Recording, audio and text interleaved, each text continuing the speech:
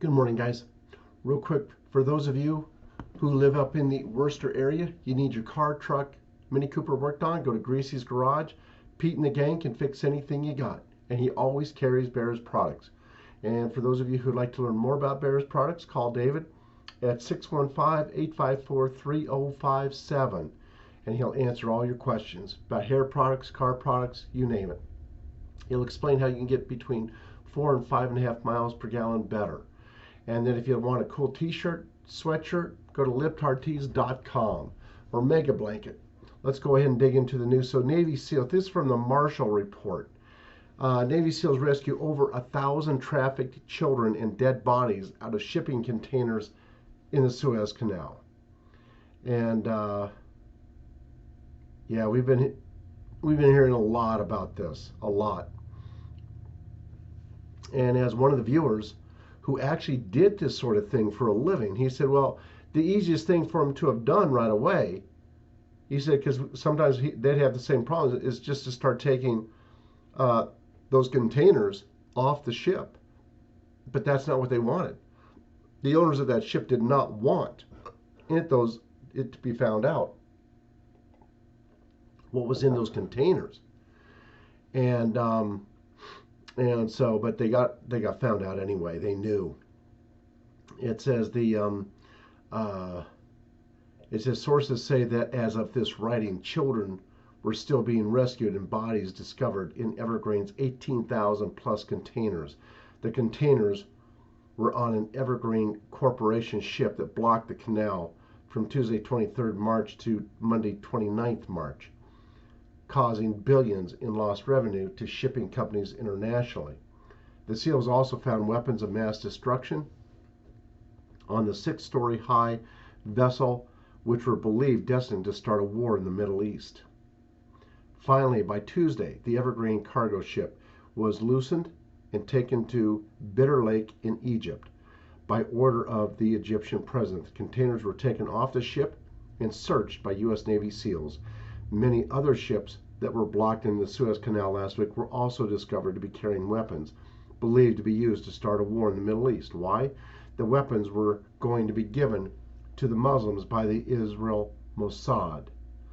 Human traffickers were being arrested and cartels busted, losing critical income for their owners worldwide. The deep state operation was said to have lost $400 million an hour while the ships were stuck for a week. That would pale in comparison to what those children were undergoing. Evergreen vessels were having problems in ports all over the world. Why? Why were Special Ops U.S. Navy SEALs magically on the scene to rescue the children? Was the ship purposefully run aground? It was rumored that holes in Microsoft software allowed someone or ones to hack into the Evergreen ship software, take over the steering, and run it into the bank. We may never be given the whole story. So far, the Evergreen ship's captain in the Suez Canal has refused to cooperate. Now, why on earth would a ship's captain not cooperate unless there were major reasons? Won't hand over the black box. And, wow. Lots of stuff happening. And then the reason Tiger Woods will get a pass for his LA collision from the California authorities. It says on its face, the story first published this week in the AP about the postmortem on golf icon Tiger Woods' one-man car accident crash in Los Angeles, California, does not appear to be as crucial as or important as breaking news about a Nation of Islam member ramming his vehicle into a barrier in front of the entrance in D.C. But I argue that it is. It may even be more important. Author David Limbaugh, in a new opinion column at our sister publication Town Hall titled Americans Must Never Throw in the Towel, spoke about the gathered forces allied against those who dare to cling to our guns, Bibles, and copies of the Constitution during this Holy Week leading to the foot of the cross. And so anyway, David points out to our mandate as Americans and people of God to embrace action, not just speak the words against the vicious, never-ending lies propagated by the media and the left about our culture and fabric of our lives. And let's see here. It says the details that law enforcement officials have released about Wood's car collision are scarce and barely worth mentioning, lest readers nod off out of boredom. They also likely evinced a shrug from anyone who was intrigued enough to read beyond the headline. And so I'm trying to get to the heart of the. Let's see. Here are the somnolent and nonsensical details. No intoxication of Woods, no signs of mechanical failure in his SUV. And it says the LAPD said detectives have determined what caused Tiger Woods to crash his SUV last month in Southern California, but declined Wednesday to release details. And Woods suffered serious injuries in the crash when he struck a raised median around 7 a.m. in Rolling Hills Estates just outside LA. And oddly, the AP reported Wednesday that a spokesperson for the Los Angeles County District told them there had been no complaints against Woods, who was going to complain the subdivision sign he crashed into. What David was talking about in his piece, of course, was, which really you should read in full, they say, is what happens when people of the wrong kind of thinking and political views, for example, President Donald Trump and his family, Steve Bannon, or more importantly, Matt Gaetz, are alleged to have done something illegal. Trump, as you know, was and still is mercilessly prosecuted by congressional Democrats. And but for Tiger Woods, nah, he's good. As my colleague Jennifer Oliver O'Donnell said, half jokingly, Tiger just can't catch a break. And anyway, so not a whole lot of nothing going on, it seems. And sounds like he's lucky to be alive. And then black bloc protester tries to climb Chase Bank building, and it doesn't end well. I mean, people, they've done this forever, climbing banks and all the rest.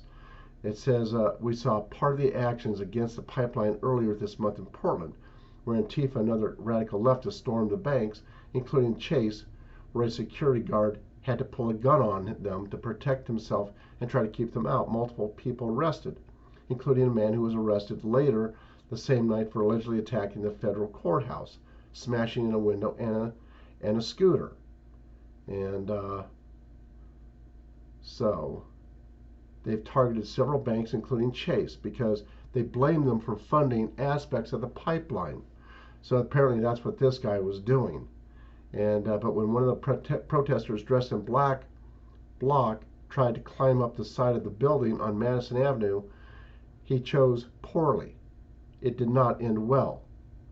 And the activist was going up with black paint in a backpack, likely hoping to use it on the building. While he climbed, others were defacing the front window, calling for the bank to defund the pipeline project. A man appeared connected to the building, tried to encourage the protester to come down. He came down all right, hard, when he tried to cross over to an awning and then fell about 15 feet to the ground on his right arm, yelling in pain. I'll bet that hurt. Maybe it taught him a lesson, I don't know. These guys aren't too bright. And then Marjorie Taylor Greene, she says the passports are a mark of the beast. And no matter what your belief is, these passports are around the world. People are looking really hard at them, really hard. And then Rose McGowan, and I love Marjorie Taylor Greene. She's awesome. Her and Lauren Boebert, man, they have set Congress on fire. And then Rose McGowan, powerful Democrats trying to silence me over Clinton and Epstein tweet. I'm sure they are. I'm sure they are. And then John Boehner kicks his own party. Well, that's not his party. The guy's an alcoholic. The guy's really, I mean, he's never been up to much, honestly. When he was speaker, I mean, look, his favorite bar was whatever was close to him.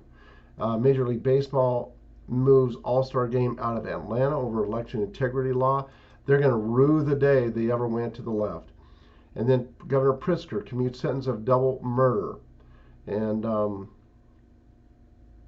it says in 1990, Gerald Reed was convicted of double murder after signing a confession that he says he was tortured into signing. He was sentenced to life in prison, but today Reed is a free man after his life sentence was commuted by Pritzker. And they have a lot of things today that they can detect stuff with. So hopefully that was the right call. But Pritzker, he's not the brightest. He's really corrupt. Joe Biden's USCIS removing term alien from manual to be more inclusive, whatever. Arrington need to cut off welfare magnet to curb illegal immigration, absolutely. But they're not going to do it. Biden and them won't do it. Texas sheriff placing illegals in our county will cost us over $250,000. You know something? The governor down there, he needs to pony up. And he needs to use his own National Guard, the Texas National Guard, to stop the crap that's going on and override the feds. Kemp, boycott Major League Baseball for having headquarters in New York, which has more restrictive voting laws. Representative Roy, Major League Baseball, Delta American Airlines have no problem with customers having to show ID. Yeah, you got to show ID there. Anyway, Catholic League, Joe Biden has a seriously strained relationship with the U.S. bishops. I bet he does. China, witnesses, China imprisoning Christians in underground brainwashing torture centers. Man, the communist regime there is so nasty. Religious Freedom Group decries sustained campaign of anti-Christian violence in Nigeria. Italy to deploy 70,000 officers to enforce restrictions over Easter.